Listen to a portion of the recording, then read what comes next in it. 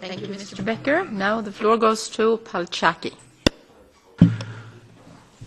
Thank you very much. Dear Vice President, first of all, thank you very much for your coming. It's really indeed a very important possibility for us to meet such a discussion with you.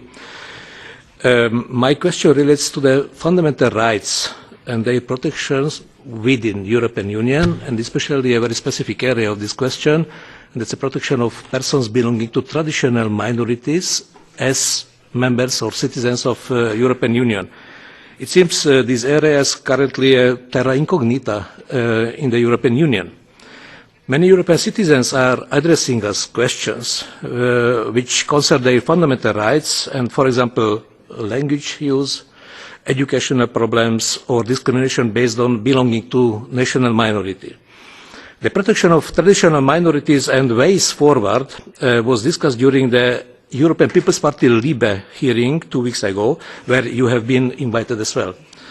The difficulties raised by the participants of the hearing are often subject of some petitions. So my question is, do you think that EU legal guarantees for traditional minorities on the current level are able to solve these problems of EU citizens? And how could we achieve a more citizens-friendly approach with the close cooperation with the Commission in this context? Thank you very much. Thank you.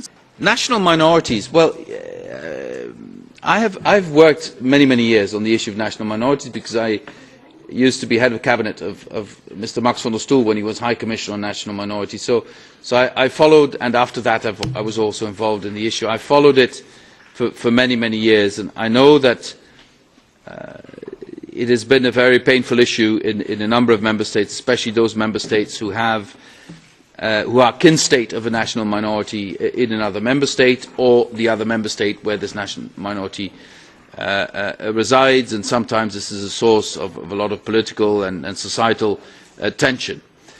I do agree with you that this merits a lot of attention because linguistic rights need to be observed, educational rights need to be observed, and member states are under an obligation to look after that, not only within the Charter but also other international obligations in UN framework, but especially in the framework of the Council of Europe. So I agree with you that this would warrant attention, but we have a more general problem with minorities being blamed for all sorts of things, and not just national minorities, frankly. I'm a bit surprised that the same states who would very strongly, or political groupings, very strongly advocate the position of national minorities would turn a blind eye if, for instance, Jews or Roma and Sinti are being targeted with discrimination. So I think if we are to look after minorities, I think all minorities in Europe deserve equal rights, equal attention, be they national minorities or less traditional minorities.